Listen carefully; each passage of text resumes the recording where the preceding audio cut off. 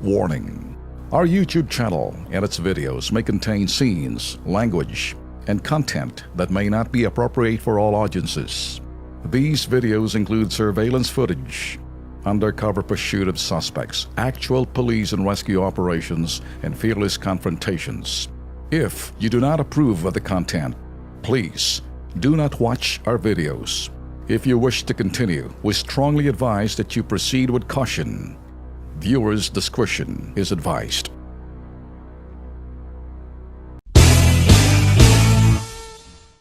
Okay, kumusta ho kayo mga bossing?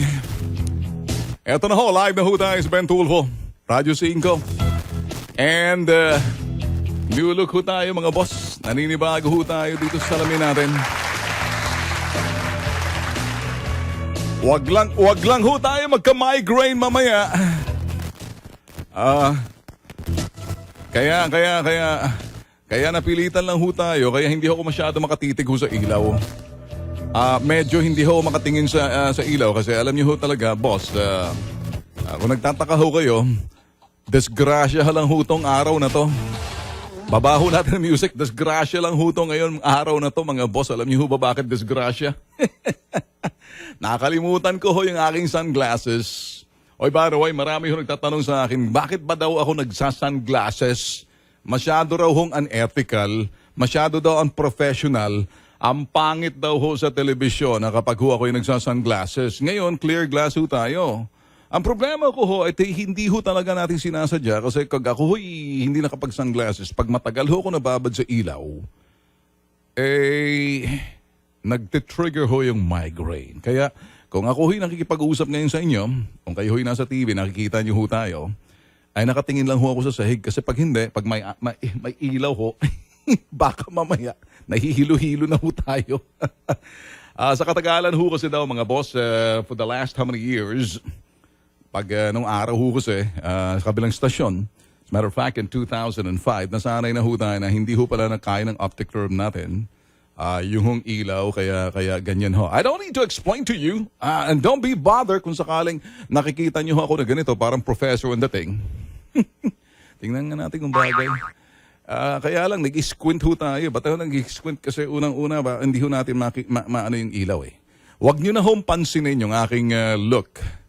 Kasi sabi ho natin, inuulit ho, disgrasya lang ho eh. Disgrasya, putok sa buho, hindi ho plinano. Lumusot at hindi plinano, disgrasya, wala ho sa timing. Hindi ho nadala yung aking sunglasses. And so I am forced to wear kasi pag ordinarily, ito ho yung ating ginagamit. Okay? That's enough of it for a Monday morning. Oh, by the way, kumusta ho mga bossing? Ang liwanag? Sobra. Ganun talaga. Anyway, babaho natin 12 after 10 in the morning. So, kumusta ho mga bossing ho natin? Kumusta ho yung mga suki ho natin na hindi daw ho makompleto ang kanilang araw kapag hindi ho tayo napapakinggan at paminsan-minsan lang daw ho tayo napapakinggan. Oh, by the way, kung gusto niyo ho regular mapakinggan ho at mapanood ho tayo, well, subaybayan ho yung aming Kilos Pronto on a prime time. Hanapin nyo lang ho yan. Naka-simulcast ho yan sa aming bitagmedia.com. Yung aming sa website ho namin. Official website ho yan. Talaga ho yung website ho yan. Bitag. Laman ho ng mga palabas ho namin sa bitagmedia.com. And naka-live stream din ho sa aming Facebook page ng Kilos Pronto. O ngayon, yan ho'y on national TV. And I'm working out na sila ho'y habang kami ho'y napapanood na national TV, kinakailangan ho, naka-simulcast din ho sa 27 radio station, AM stations nationwide. So, isa ho sa mga plans ho namin dyan. We are gonna be surprising you with our guest hosts. Nakasama ho namin ni Alex Santos, ako ho, and marami ho ka nagtatanong kung parang kulang ata. Parang kulang daw ata yung dalawa. Dagdagan natin 3 kung gusto nyo gawing 4.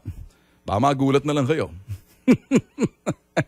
Anyway, kung pangpalabas lang ho, Monday morning, we try to be very light ho ngayong umaga. Ngayon ho, 27 ho ng Marso. Uy, bilis ho ng araw, ano? Next week, it'll be April, and then after the Holy Week, After the first week, Holy Week na ho, ano? So mahaba-haba ho. Kami ho, marami ho kami pinaplano, kaya subaybayan na lang ho kami. Abangan ho yung mga advisories ho namin sa aming, una, sa mga Facebook pages ho namin, Ben Tulfo Unfiltered. It's coming. They'll be aired on national TV from 8 to 9 in the morning, and then simulcast on a 27 radio station nationwide, and ganun din ho real time sa Facebook, sa website ho namin and sa Facebook page ho namin. Ben Tulfo Unfiltered every morning, Monday to Friday. Simulcast on TV and radio, and then ganun din ho real time sa website bitagmedia.com, ganun din ho sa Facebook page, live stream ng Ben Tulfo Unfiltered. It's coming. And di lang ho dyan mga boss, eto. Pag-usapan ho natin ngayon. Diretso na ho tayo, ano? Alam nyo, mga bossing, gusto kong sabihin sa inyo na kahit anong gawin ho ng administrasyon ho kasalukuyan, kahit anong gagawin ho nila, positibo or maganda, mali pa rin para sa mga dilaw na media sa pangunguna ho ng Philippine Daily Inquirer. Sorry, I have to be very unfiltered ho rito. I don't hold back my punches, no holds barred, and I'm gonna say the way I should say it. Tingnan niyo lang ho mga boss, lahat ho ng ingay ng dilaw, pangunguna ho nitong si Trillanes and kanyang mga kachokaran, dyan ho si Leni Robredo, the Vice President, and ganon din ho yung mga dilaw. At ito ho yung mga, lahat ng gagawin, itong mga yellow media. Sinabi ko na ho, particular ang Philippine Daily Inquirer. Para dito sa mga putok sa buhong mga yellow media, lahat hong ginagawa ng administrasyon. Ito, mali. Alam niyo ba bakit? Mali. Dahil sa kanilang panlasa, sa kanilang pananaw, sa kanilang timpla, sa kanilang pangangamoy, at sa kanilang amoy at panlasa, timpla, kahit saan ka tumingin, maling presidente itong si President Duterte para sa kanila, kaya wala ho silang puknat sa pag-iingay ho. Bakit ho nakakapagsalita ng ganun si Ben Tulfo? I have the journalistic license to analyze the things that I see, convergence of all the circumstances and events. Hindi ako yung mga sinasabi, I'm out of the box journalists that'll analyze everything and no holds barred. The way I look at it, I say what I mean what I say, I'll say what I see, and whatever I see, I'll say it. Naglalaro ho ba ako ng mga lengguwahe? No, I'm a communicator. The power of language. Kaya kung kayo ho'y mga nanunod ho sa amin sa ibayang dagat, and I know for a fact na marami ho sa ating mga Pilipino overseas, and they have enough of all these online news sa mga dyaryo na lagay na ho dyan sa mga television news. It's all the same. Nothing is different. You hear commentaries here and there, commentators doing this, columnists doing this, and they're not getting enough. Marami ho kasi sa mga Pilipino overseas, they want more an analysis, they want more not analysis, evaluation of events, situations, on every activities, program, and projects of the government. All throughout the administration ho natin, gusto ho nila marinig kung anong mga nangyayari kasi sila ho nasa iba yung dagat. And I don't blame them, mga OFWs na nakatutok ho sa atin. Kasi sa kanilang pananaw, dito na ako kay Ben Tulfo sa Bitag Live kasi walang no holds bar to, may bayag to para sabihin kanyang gustong sabihin. And that's because of my journalistic license, not because I'm here to demolish or destroy or criticize. No, it's an analysis. And I want you to be discerning pagdating ho doon sa mga pag-aanalisa ho natin. Mas maganda ho, mag-analisa na ho kayo. Tingnan nyo na ho kung niloloko ko ho ba kayo o hindi. Maniwala man ho kayo hindi. You know, why is Ben Tulfo picking on the big guys like Philippine Daily Inquirer and the yellow media? Because ito ho yung mga establishment na ho to, they will never stop. Look at Trillanes. Para ho siyang asong ulol ng kahul. Lahat na ho sinasabi ho natin dito. And he will never stop because you know what? There will always be a space. And always be an airtime for the news. That's not necessarily news, but a fake news. And they want to make it real. Sa mga sinasabi ho nating hogwash, puro ho mga basura ang pinagsasabi ho nitong si Trillanes. And he will make his own projection. Analysis that never was. Commentaries that are for 1 centavo ang worth it.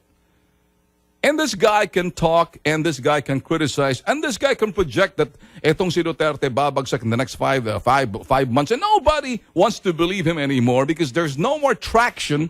Yung mga pinagsasabi ho nitong si Trillanes at, am I picking on Trillanes? No. Nobody believes this guy anymore. Kahit na nga siguro mananawa ka na. This is the guy, the sample of the boy who cried, wolf! And nobody, kung sino man naniniwala sa kanya, siguro asawa niya, anak niya, pamilya niya, kung naniniwala pa, pero alam naman, niloloko nila siya. That's part of the packaging. The branding. At yung mga choka rin niya sa Kongreso, you know, and everybody. Why am I talking this way? Because the yellow media, you know, sinasabi ho nila, lahat ho ng gagawin ng administrasyon ni Duterte at mga gabinete at yung mga sinasabing naka-align sa administrasyon ni Duterte, mali! Alam niyo ho ba bakit? Mali sa kanilang panlasa dahil mali daw yung presidente. Sa kanilang paniningin, mali. Ayaw ko maggamit ng daw. Mali ang presidente para sa kanila. Sinong tama? Dilaw ng mga presidente. Kung sino yung mga dilaw ang katsokaran, yun ang tama. You get what I'm saying? Tingnan niyo na lang ho kung ano yung mga historical facts about Philippine Daily Inquirer. Kaya anything na pinagsasabi ho ng administrasyon, whether it's truthful, there is no sense of objectivity. Objective means balance, hindi ba? Ganun ho sinasabi ng Philippine Daily Inquirer. Balanced news, fearless, ano sinasabi dito? Balanced news, fearless, blah, blah, blah. Who cares? Fearless news, and then what? And then fearless views and balanced news. Fearless ba yan? Yeah, fearless. Fearless yung views sa pananaw ninyo. Kasi ang pananaw ninyo, mali ang presidenteng si Duterte, tama yung dilaw. That's fearless. And you have the intestinal fortitude to say the way you want to say it. Well, that's fine. You have the right to say it because it's always ko-kontra lang kayo pag hindi dilaw.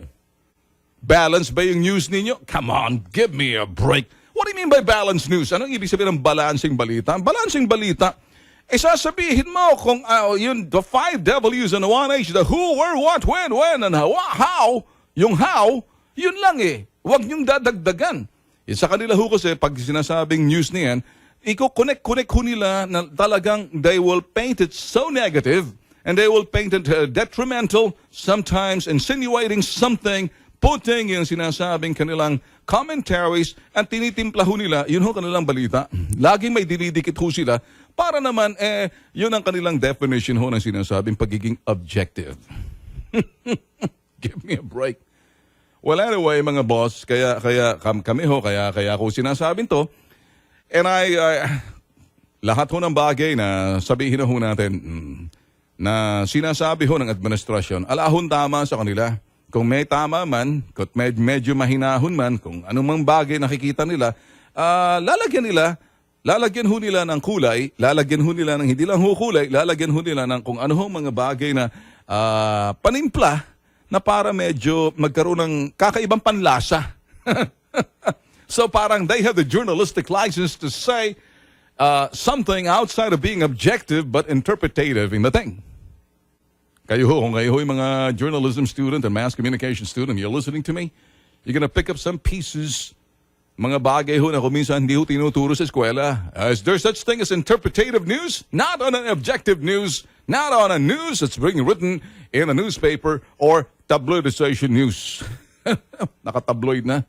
Well, anyway, kaya ho natin sinasabi niya. That's Philippine Daily Inquirer. So, iingay ho. Kaya ang lakas ho ng loob na pag-iingay ho ni Trillanes et al.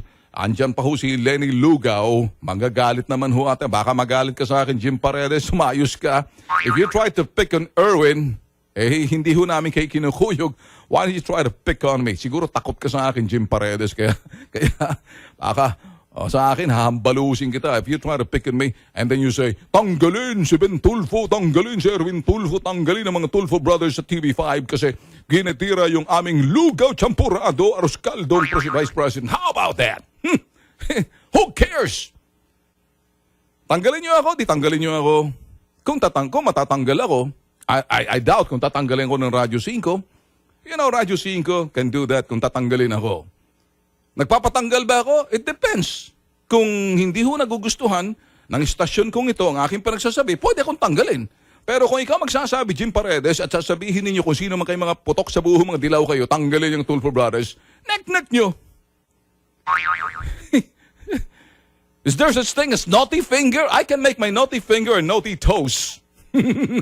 That's what I'm gonna do. F you! Now, why am I saying that? When I'm gonna say something, and if my brother Erwin Tulfo says something that does not align doon sa sinasabing gusto ninyo dahil mga dilawan kayo, and then you say, i-petition, tanggalin yan, sama nyo na ako. Putok sa buho kayo, mga disgrasya lang naman kayo eh. Hindi naman sinasadya, kaya lumabas kayo. Ngayon, hindi nyo kasi matanggap talaga na kung talagang, hindi nyo matanggap dahil nalalayuan pa kayo na matapos itong 6 na taon, hindi na kayo makapag-antay, mga atat na kayo, kaya ano mga pinagsasabi ninyo? At kapag medyo may nagsasalita, laban doon sa sinasabing manok ninyo, mga manok ninyong Champurado, Lugaw, mga askal na mga asusena, kung gawing ulam yan. Yan lang. Pick on us. Come on, give us a break. Kung ng araw mga boss, alam niyo bang ibig sabihin ng salitang kuryente? Kung ikay nasa media, kuryente yan. Istorya mo, kuryente, sablay ka. Iba ho yung kuryente, at least disgrasya, hindi mo nalalaman ang ginagawa mo. Nadali ka doon sa sinasabing, facts and figures mo sa balita kasi kuryente, sablay. Hindi ho ganyan sa Inquirer, hindi ho kuryente, talagang sinasadya. At yung kuryente, ginagawang real news. Yung fake. Oh, come on. Baka i-libel nyo ako, Inquirer. Come on. I'm just expressing my thought. The freedom of expression under the freedom of information. I love this job. Okay? So kung nagagalit ho kayo sa akin, lalo-lalo na kung sino man dyan, unfiltered. It's an example of what is Ben Tulfo Unfiltered, and you're seeing it now and you're hearing it now dito ho sa Bitag Live sa Radyo 5. Okay, eto ho. Sabi ho ni Jovi Libanag, mga black sheep ang mga administrasyon, mga dilawan, kahit kastiguhin, hindi nakikinig, kaya dapat itapon na lang yan sa kulungan. Si Mike Pasqua, sabi ho, good morning Idol Band, pustahan asa mga dilaw niyan, unti-unting lumilit ang mundo nila, for sure, utak nila na sa talampakan, ha ha ha. Sa Facebook, tama po kay Idol Band, mga bayarang media nakikipagsabuatan sa mga putok sa buhong dilawan para sirain ang imahe ng Pangulo. Si Shani Antok, sigurado mo Shani, hindi kayo naantok ha. Ganyan ang mga asong lulu. Pakainin mo na ng kakagating ka pa. Wala silang kasiyahan. Gusto nilang pakainin mo na ang palad, pati kamay mo, gustong lapain. Mga ganyan ang mga aso eh. Lalo-lalo yung mga askal na hindi kinikilalang amo. Iba ho yung asong pag hindi ho na-train. Hindi ho ba? Iba ho yung asong trained. May mga asong you have to go to a training school. May mga asong kahit anong train mo, hindi siya yung siya yung aso talagang ano lang siya junkyard dog kung tawagin. Ang silbi na lang yan, ngat-ngatin mo kung sinong papasok dyan sa sinasabing junk na yan, yard, para kung sino magnakaw, sige. Pero kung gagawin mong pet, no you can't. Sabi sa Twitter, Zero, Di na credible ang biased media. Mas nakikibalita na lang ako sa social media. #yellow media. Okay. Well, anyway, due respect, meron naman hong mga balanced media rin. Paano kung hindi ho yellow media, yung media na yung institutional, hindi naman ho siguro fair. The yellow media are those media aligned sa sinasabing mga dilaw, and they'd always protect the interest ng mga dilaw because their interest is basically out there, hanging out there in the dark. Kasi dati natatamasa ho nila yung kasaganahan sa pagiging dilaw ng media nila dahil dilaw ho kasi nakaupo noon. Kaya ang babait ho nila na ang trabaho ho ng dilaw na media, kastiguhin ho yung mga kalaban ng mga dilaw nung panahon ho ni Not pa. Alam niyo si Panot, hindi niyo siya kailangan Panot. Paubuhin mo nga dyan. Ubo. Yan ho ang typical na sinasabing ubo. Ubo na sinasabing hindi makalabas ng palasyo noon kasi panay ang sigarilyo. Kaya naman siya, sigarilyo ng sigarilyo, kahit sinabi ng doktor, tigil mo na, ang tigas ng ulo. Kaya naman siya yung presidenteng hindi masyado lumalabas ng palasyo kasi panay ang Xbox niya sa kanyang pamangkin. Ngayon, kapag siya'y lumabas sa ito'y sinasabi natin para gumawa ng mga speech, bimisita sa kampo kung saan-saan, hindi niya kaya. Alam niyo kung bakit? Ganyan ang mangyayari kahit meron ho siyang allergic rhinitis. Opo. Ang allergic rhinitis ay meron kang taga sa iyong sipon, sa iyong lalamunan, diretso sa iyong kasi lagi kang may rhinitis, allergic yan, pati yung ilang lalamunan nangangate. Dahil sobrang sigarilyo mo, tigas ng buon-buonan mo kasi. Kaya tuloy, nalalagas na yung mga buhok. Oho. Sa huling nakita ko sa telebisyon, tumanda si Lolo. Hindi ko hinahambalo si Lolo. Ay, kayo nagsasabi lang ng totoo. Total, hinahambalos niyo naman kahit sino. Pwede naman ako hambalusin. Kaya naman si Lolo, nagmamadali si Lolo. Naipaupo si Champurado. Si Champurado ay disgrasya lamang. Si Champurado, si Lugaw at si Aros Caldo. Wala silang mapiling VP noon. Trivia na ho to. Gusto na lang kunin si Grace po. Ayaw naman ni Grace. Gusto yung presidente. Sinubukan nila si Vilma Santos. Ayaw naman. Sinubukan nila kahit sino. Ayaw. Dahil sablay na sila sa survey. Kaya wala silang mapili kundi nakita nila yung balo. Yung si Champurado. Ang siste, laging apurado. Kaya naman, ang sitwasyon nito, disgrasyang lumabas yung putok sa buho. Marami nagsasabi dapat si Bongbong ng sombrong Bongbong. Siya ngayon nakaupo. Nag-iingay-ingay doon sa sinasabing UN. Kasi sinisiguro niya na parang talagang sa labas manggagaling sa pamamagitan ng kanyang among manihigil ng sigarilyo na mawala sa pwesto itong kasalukuyang presidenteng nakaupo. Kaya naman yung asong ulol, panay ang kanyang kahol ng kahol. Yung asong ulol na tirador ng mga sobrekamat, mga unan doon sa sinasabing Manila Pen, nagsama-sama convergence of forces and convergence of people and events, kung tawagin. Yan. Ngayon, alam niyo ng ubo. Nailagay na ho natin sila sa isang pahina na kayo na lang ho magbalanse. Ito ho'y kasabi ho ni Ben Tulfo.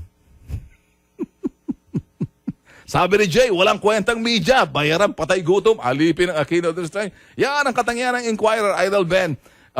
Sabi mo yan, hindi ko sinabi. Ako, sabi ko lang yellow. Bakit yellow? Dinefine ko kung bakit yellow. Sa Twitter, si Aiza, good morning. Good point. Made well as always. Kindly greet po si Richmain Azon. He's currently watching po. Si Agnes Rambakod,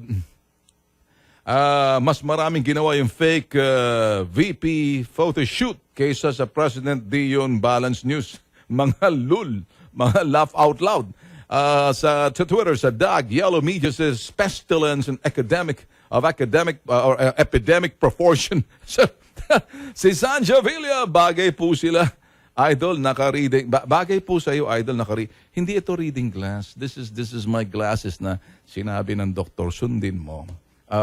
Sundin mo yan kasi pag tinuluyan mo, lagi kang naka-sunglass. Baka humina ng optic nerve mo. Kaya, it's not a reading glass. It's a glass na ayaw ko tumingin sa camera kasi napapangitan ako sa mata ko eh. Kasi hindi kaya yung ano eh. Bakit ba ako pinag-uusapan dito? Si Bloomer! Di na ako nanood ng news, wrong message naman ang binibigyan na. Ayaw kasi nila maniwala sa corrupt na Pinas. Okay. Twitter, Richard, puro martial law na ang feature ng news ng TV Patrol at pagpapatay ako ng TV. Binabasa ko to bato-bato sa langit at tatamaan ang dapat mabukulan. Si Paul J. Den. Hello po. Good morning. Inaabangan ko po lagi ang Bitag Live. Jay Gomez, Yellow Media, tagapagbalita ng mga fake news. Kailangan namin, Idol. Kailangan namin ng media na titira ng mga abusadong media. Si AJ Lim, Sir Ben, Philippine Daily Inquirer, Chismis Journalism. Nakakatakot sila ng fake new media like FB. Kaya naglalagay sila ng mali siyang balita nila. Si Mick Garcia. Yan. Banatan mo. Sir Ben, nakikinig kami dito sa Davao. Daghan salamat, Mick. Sige, pamating ang mo diha. Balik lang ko, ha. Babalik ko. Standby lang ho kayo, mga boss. Okay, nagbabalik na ho ang Bitag Live. Good morning ho sa inyo. And 10:39. Oy, marami ho palang nanonood sa atin sa ibaing dagat, particular in the US. Kaya nalalaman ho natin at sasagap ho natin yung mga sinasabi ho ng mga Filipino community in the US, particularly in California. And particularly may mga news channel or may mga channel sa US. Nakikinig ba kayo sa TFC, the Filipino Channel? Yun daw ho, yung mga pagpapalabas daw ho ng mga balita. Sabi ho nitong nabasa ko sa Twitter, na parang pinapalabas na talagang alang-alam si Duterte at inept na pagkapresidente. Yun ho mga sinasabi. Sabi ho rito sa Twitter si Denver, sabi niya, especially the TFC, the Filipino Channel Balitang America here in the US, totally biased for their imposing Duterte as inept and his doings are illicit. Yun nga ho sinasabi ho natin eh. Well, there's nothing more but the yellow media will always project and always, get their news the way they should, they should slant it. And nothing is right. Everything is wrong because they find the president's wrong and they don't respect if it's 24 or 22 million votes na pinapalabas lang 16 million kasi hindi na talaga kayang ibaba, idayain pa. Hindi ka pareho ng ginawa ng kanilang manok na lugaw, kaya nalusaw na yung mga bote ni Bongbong sa kanilang mga ginagawa. Bakit hindi nyo balita yan dyan sa Amerika? Kaya kung kayo nanonood sa Amerika, no? Hagwash yung inyo napapanood dyan sa mga kung anong mga channel na yan. Baka meron ba tayong yung mga Badyaw channel. The Badyaw channel. TBC. The TKC, the Kolokoy channel. THC, the Hagwash channel. Yun bang ibig sabihin noon? Sorry. I'm just trying to make you laugh. Sa Twitter, si Mar, happy Monday morning. Idol, nakakasawa na po talaga mga yelong utak nakakainit ho ng ulo. Si Johar, paid news siguro. Sabi ho ni Daniel, Inquirer, pambalot sa tuyot tinapan, daing di kaya pansalo sa Jebs. Ng aso at pusa. Bakit sa aso pusa lang? Yung iba nga minsan kasi pag wala kang toilet paper sa mga public toilet, gamitin mo na lang yung panjabs mo. Okay, I'm just trying to sound like Masaho and dating. Okay? Si Jenny Lee, talagang hindi naman mangyayaring kailanman kahit nga mukha nila hindi balanse, lalo na yung pag-uulat ng mga buwang. Si Jane Abaw. Very clear, they're not ashamed to cover it up. PDI even parades what it does. One of the reason is I don't read a newspaper anymore. Okay. Go, go, go, Sir Ben. Yung analysis, totoo naman yung sinasabi mo, si Joylene. Si Angelo Baldovino, ayaw kasi nilang magbago. Gusto kasi nilang dilawan. Sarap tadyakan sa mukha. Easy. Sa Twitter, no to corruption, apektadong negosyo ng pagmimina ng pamilya nila. Wala nang matitinong news sa PDI. Sa Twitter ulit, no to corruption, apektado. Okay, nasabi na natin kanina yan. Anyway, kaya kung kayo ho'y nasa sa US, I know for a fact na marami ho tayong followers in the US. As a matter of fact, we look at the analytics real time, and we look at also the comments ng mga ang ginagawa ho kasi ng Bitag Live. If you guys are in the US, you want to follow us sa Bitag, you can follow us through bitagmedia.com, or like a network actually. We have the new media. We also have our social media, and we can do it. We can transmit programs direct sa aming studio, sa aming tanggapan ho sa Ritual Center in Timog. So ganun lang ho. So kaya kung kayo huy na medyo nakukulangan ho sa mga kulang-kulang na mga media, kulang medyo masyadong matingkad ang pagkadilaw. At medyo, hindi nahihiya na medyo bawas-bawasan ang pagkatingkad na dilaw, talagang solid dilaw ho sila eh. Kaya kung nakukulangan ho kayo sa mga kulang-kulang ho ng pag-iisip ng mga putok sa buhong nakatuwa ng mga kokote, I love this job! Pakinggan nyo ho si Ben Tulfo, Unfiltered. My entertainment value, but watch carefully. You know, the seriousness of what I say, and when I try to put a sense of humor, medyo ibalansin nyo rin ho. Kasi baka I don't want you to take everything that I say, at face value, because there are instances that I want to make you laugh, instances that I want to be funny, instances that sometimes I tickle your funny bone. That's what I do. Good morning from Japan. Yellows are just measuring their followers. Lalo lang nagpapakyut pag na pinapansin ang ingay nila. You know, the Yellows, ito ho yung mga media ng Yellow na yan. Hayaan na ho natin. I know for a fact that yung kanilang pagkababalita ho, and sa pangunguna ho ng PDI at saka isang stasyon kanina na mayroon ho sa Amerika, mga channel dyan, talaga ho yung portrayal ho nila sa Pangulo ho kasi. Talagang wala nang ginawa ng tama. Kulang na lang sabihin, si Raulo, nag-hallucinate, si President Duterte, kulang na lang sabihin, lalo na itong sila yung mga asong ulol, na lahat hong sinasabi nila, pinipick up ho ng mga yellow media, and that becomes a news to them. You know, yung templada ng balita ho, iba na eh. Yung kulay at panlasa ng balita talagang ibang klase. May mga dyaryo ho dyan na nandyan naman ho yung Philippine Star. Nandyan naman ho Manila Bulletin. Nandyan naman ho yung Manila Times. Nandyan pa ho yung ibang mga dyaryo na talagang makikita nyo. Iisa lang ho talagang parang batang supot na parang nagmamaktol. Yun ho, Philippine Daily Inquirer. Sorry, Mon. I know that you're my brother and you're writing for Philippine Daily Inquirer, but I have to say this, unfiltered. Okay, Kuya Mon? I know that you're with the Philippine Daily Inquirer, but I'm sorry, but I have to say it the way I should say it. Other than that, pag hindi ko sinabi to, nagsisinungaling na rin ako. Ayaw ko magsinungaling at aking mga totoong damdamin nilalabas ko. Hindi naman to haka-haka, kuro-kuro. Hindi naman ako hapon. Kura! Bansay! Dorobo!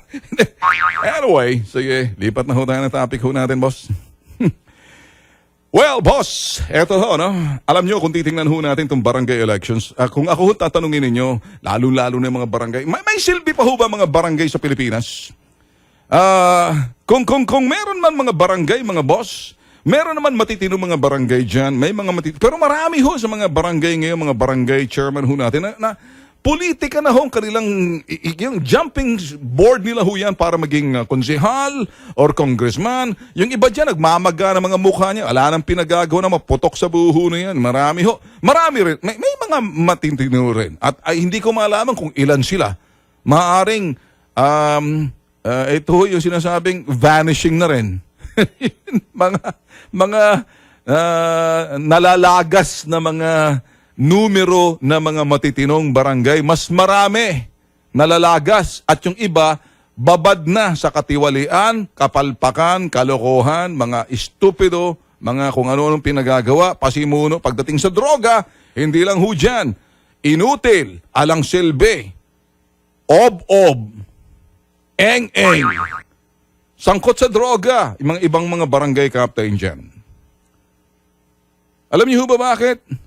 Sila rin ho yung mga utak ho na mga sindikato ho, na sila rin hong number one mga squatter syndicate, yung mga barangay chairman, kasi sila ho naglalagay ng mga squatter sa isang lugar, tapos padadamihin yan, pagkatapos dumami yan, sila rin yung nasa likod niyan, sila ho nagagamit yan, kaya ito ho, sangkot ho sila sa weteng. Pagdating mo sa mga red tape, Sus Mariosep, mga pasimuno sa pagbabalandra sa daan sa kalsada, yung mga traffic, alam niyo na ho sa iba, hindi ho natin nilalahat kung kayo ho'y matinong barangay, kahoy pugay ho sa inyo. Pero kayo mga walang hiya at halangang mga kaluluwa, ala akong keber. Nagagalit kayo sa akin? Ala akong pakialam. Hahamunin niyo ako? Saan? Tagisan ng talino, o tagisan ng lakas, o tagisan ng sinasabing suntok si patadyak. Ngayon, kaya ako nagsasalita ako ganito, ako'y naniniwala. Kung iniisip ho talaga ni President Digong, suspindihin ho itong mga barangay elections. Well, pag sinuspindi ho natin barangay elections dito, dapat ina-appoint na lang itong mga barangay. Huwag na ho natin i-electo. Kasi kalokohan na lang ho to. Para sa akin ho kasi, nasa kapangyarihan ho ng mga tao, ihalal. O total, may republic ako siguro tayo. Baka siguro sa Kongreso, ayusin na siguro natin yan. Kinakailangan pa ba natin ng barangay? Ang barangay ho dapat ina-appoint para doon ho. Lalo-lalo na ngayon sa kasalukuyang administrasyon. Bakit ho kinakailangan i-appoint yung barangay? Maganda. Ako either way na ho to. Well, listen to this. I don't have enough facts and figures, but I'm gonna talk. I will say something. Maybe you're not gonna like it, but listen carefully and listen good to what I say. Kung ako ho talaga, isipin na lang ho natin, pag malaking barangay, yung mga troublesome barangay dyan, dapat talaga nilalagay dyan yung mga ina-appoint mga berdugo na paipatupad yung mga sinasabing batas at kukuha ng mga sinasabing lupon. At para hindi na ho mangyari yung mga walang pakialam at pagkatapos yung ibang barangay dyan, ewan natin, ang kakapal na mukha, sasabihin, hinalal kami ng taong bayan. Lol! Hinalal nga kayo kasi niloko ninyo. Kung in-appoint mo dyan, tapos yan may subject dun sa sinasabing, depende dun sa performance. Meron ho kasing iba, in-appoint, bobo. Pero sila'y barangay chairman, bobo. Walang alam, bobo. Pagkatapos sa pagiging bobo, gusto pa nilang pagduduldulan ka lang mga bobong mukha. Kaya tuloy, nabobobo yung mga barangay, mga nandun sa komunidad. Tigilan na ho natin yung mga kabobohan na yan, ilagay na ho natin yung mga berdugong matatalino at matitino at marangal at may integridad. Mahirap ata hanapin yun. Ngayon, para sabihin, siguro kung nakikinig sa atin Dilaw,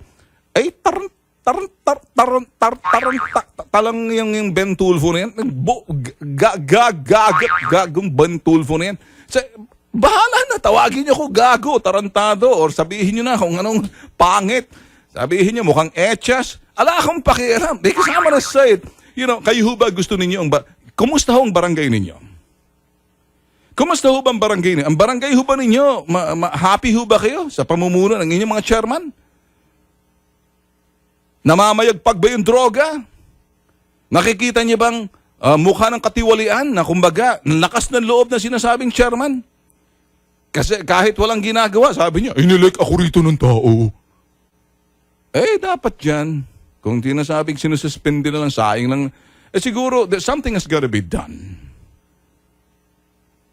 Kung i-appoint yung mga barangay, mga critical na lugar na yan, experiment siguro, magkaroon muna ng CS. Or case study. Tingnan na lang muna natin, magkaroon ng case study. Ito ang barangay na medyo mahirap kasi mga lugar na kumbaga maraming mga astig. At yung mga barangay dyan, tiklop. At hindi lang sila tiklop, silang pasimuno. Tanggalin yan. Hindi naman kayang tanggalin ng mga tao dyan. Mandaraya yung mga iba niya mga putok sa buho na yan. Maganda pag ina-appoint. Tapos bigyan ng taning, in 2-3 years, ayusin mo yan. Pag hindi mo na ayos yan, pag nireport sa amin, tapos pakikita yung performance-based, accomplishment-based, na pag nilagay natin isang barangay chairman sa isang lugar, meron kang evaluation every now and then. Hindi na hinahalal. Pag hinalal mo yan, 6 na taon ka magsasakripisyo. Kita mo, 6 na taon tayo nagsakripisyo ng panahon ng dilaw. Mukha ng panahon ng dilaw. Etong mga putok sa buhong mga dilawan ngayon, ala pa nga 1 taon, para sa kanila, 100 taon na, kaya kinakailangan palitan na, i-impeach na. Ba't hindi i-impeach si Lugaw? Ngayon, sa barangay, balik tayo. Ganyan ho ang sistema ho nila. Ganyan ho kinakailangan sa barangay. Pero kung i-elect yung mga barangay na yan, naku, naloko na. Gastos pa. Tapos, nget pa yung iba dyan. Ala namang alam, ob ba? Hindi ho ba? Kaya tuloy pa sa mga dissenting subdivision. Naninirahan yung ibang mga iba dyan, na nag-aasam-asam, pati mga dissent. Halimbawa ako, alam ko isang subdivision, Miranila subdivision dyan ho sa Quezon City. Kung saan ako nakatira, isang katerbang mga banban ho yung mga opisyalis dyan na hindi naman ako bumoto dyan. Ewan ko kung bakit ayaw lang pabotohin siguro. Dahil hindi sinasabi sa kailan ng eleksyon. Kung ba naman mga kumag yan sa, ito example lang ho to, hindi ko sinasanto. It's a decent subdivision, Miranila, malapit to sa Tierra Pura. Yung presidente at mga direktor dyan, mga sangkaterbang banban. Bobo! Alam niyo ba bakit? Nag-aasam-asam maging barangay chairman. Gusto lang gayahin yung si Copilar, si Banjo Copilar. Gusto nilang gayahin yung mga ganon.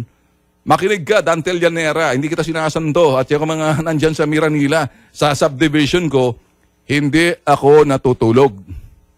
Hindi ko kayo sasantuhin. Umilos nga kayo. Kasi yan ang example. Pag ang isang subdivision na pribado, pinasok nyo yung mga putok sa buhong mga barangay-barangay na dyan, tapos pasi-set up nyo, may pera naman ng subdivision para maglagay ng basketball court, gusto nyo pumasok yung mga politiko. Pag pinapasok yung mga politiko, barangay at mayor dyan, pag pinaglagyan nyo ng establishmento, pera ng taong bayan yan, kundi kayo mga honghang. Hindi na magiging pribadong subdivision yan. Kikinig ka ba, Dantel Llanera? Patay yung mga direktor yung mga bobo rin siguro. Kasi, gumagaya kayo sa yapak na sinasabing barangay chairman dyan. Sino ginagaya nyo? Si Copilar? Dilaw yan eh. O ngayon, na-expose ko na kayo. Hasta la vista. Hallelujah! Hindi ko kayo sinasanto. Kaya balik tayo sa barangay. Kayong matitinong mga barangay chairman na maraming nagawa, ako'y sasaludo sa inyo. Nere-respeto at binibigyan ng integridad ang inyong trabaho. Sa mga putok sa buhong pasimuno ng droga at walang alam kundi omebs na lang sa inyong tanggapan, wala na kayong magawa, ginagawa nyo pang bahay mga barangay dyan, at pagkatapos inyong mga barangay, mga kagawad, mga kasama nyo, mga barangay tagay, puro tagay ang alam ninyo, kaya tagay na lang. So ngayon, war situation na ho yan. Bakit ho kinakailangan tingnan, suriin na mabuti, at ito bang may eleksyon ng barangay, bakit hindi i-appoint para makita natin yung case study? Kung i-appoint nila Digong, di Duterte, kung i-appoint kung sino, tiriin muna, magkaroon ng case study, paano patinuin? Para ipakita rito sa mga nag-aasam-asam naging politiko, tapos mga sangkaterbang sinungaling, tapos nag-uumpisa yung sinasabing korupsyon dahil nahawa sila sa ugaling dilaw. Hindi lang naman pila dilaw. May mga ugali rin sa mga dumidikit kay Digong. Kasi di ko sinasanto, kahit madikit kayo kay Digong, kung sino man kayo, kung madikit pa kasi administrasyon, ala akong pakialam. Marami rin kasi mga sip-sip, higop na dumidikit sa administrasyon ni President Duterte.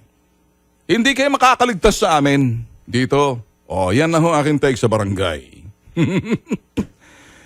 At, eto ho. Uulitin ko, nagagalit ba kayo sa akin? Hyper lang ako eh. Kape ata na nainom ko doon sa sige, bibigyan ko na sa Subway. Sarap kasi ang sandwich eh. O, hindi to ako sinasabi ko. Oy, by the way, may karapatan naman ako mag-mention ng kung anong mention dito. Pro bono naman tong ginagawa ko, kaya karapatan ko naman siguro mag-special mention. Oy, by the way, kung gusto nyo, advanced screening ng mga, eto ho yung mga testimony ho ng mga taong hindi ho binayaran. Sila ho'y talaga nagsasabi ho ng totoo sa kanilang mga karamdaman. Sila ho'y mga na-interview ho namin at sa kanilang mga karamdaman, kayo ho'y matututo. Kayo ho'y kuminsan titingin, magagabayan kung ano yung mga simptomas, senyales ho na ikaw'y diabetiko na hindi ka nagpapatingin sa doktor o lumalabo ng iyong mata, nahihilo. Lahat ho yan at mga karamdaman dyan. Alam niyo ho ba? Alam niyo ho ba yung sinasabing hiwaga? Ang isang bagay na kapag hindi mo ho alam, ang hiwaga, nananatiling sekreto kasi hindi mo alam yung sekreto. Para malaman yung sekreto, sasabihin sa inyo ni Ben Tulfo. Sa aming hong online, and it's something to do with this particular product ho, na sinasabi lang ho namin sa inyo. I will not mention it dito kasi baka sabihin, uy, ginagamit yung programa. Pwede ka naman gamitin itong programa ko na to. At sinong pupuna sa akin? Libre naman itong ginagawa ko. Para sa bayan. Para sa bayan. Gikan sa bayan. Gikan sa masa. Sino magagalit? Ha? Libre nga eh. Marami kasing I would rather give than to receive. That's why I keep on giving. Tama ba, Casey? I would rather be the giver than a receiver. May laman ba yung sinasabi ko? I would rather give, mas maganda na ako yung nagmimigay kaysa akong binibigyan. May tinatamaan ba? Mas maganda na yung ikaw namimigay, libre, at ikaw nang lilibre kaysa ikaw nagpapalibre. Sino bang libre? Sino bang nagpapalibre? Libre ho itong ginagawa ko. Get it? Pro bono ho itong ginagawa ko rito. Alahong bayad itong ginagawa ko para sa bayan. Gusto niyo pang para sa bayan? O panoorin mamaya. Kilos! Pronto! Nasa channel, wala sa channel 2. Wala sa channel 5. Wala sa channel 3. Wala sa channel 7. Wala sa channel, kung anong channel. 1, 2, 3, 4! Channel 4. Adios, mga bossing.